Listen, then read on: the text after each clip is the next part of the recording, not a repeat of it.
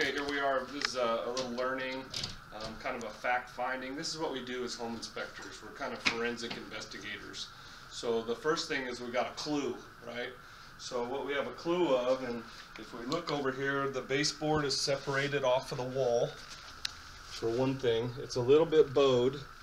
Here over here, it is separated in the corner, and that's a telltale sign. Very few people would put baseboard together that way.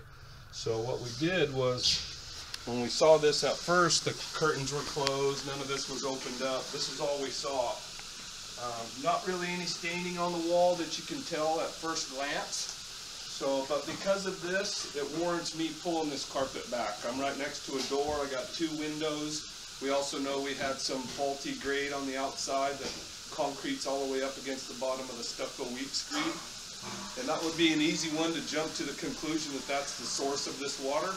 It could be in some situations, but as you'll see as we go farther here, what we're looking at. So I pull the carpet back first. When I do that, it's going to expose all this tack strip that's very rusty looking. So we'll do that right here.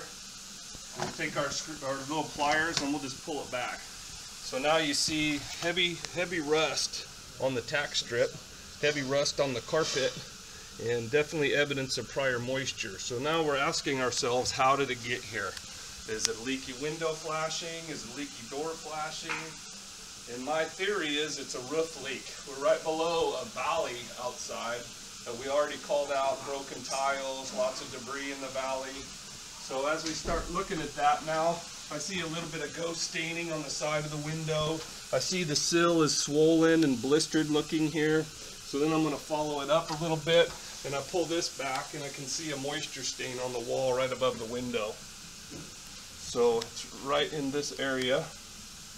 So that's all indications to me that we had a roof leak, and that water just found its way all the way down to the ground. So you never want to, there's a lot of variables that could go into this. If this was on the southern side and had no cover, maybe I would think it was something with the stucco having the weep screed blocked, but it's just a little bit of investigation.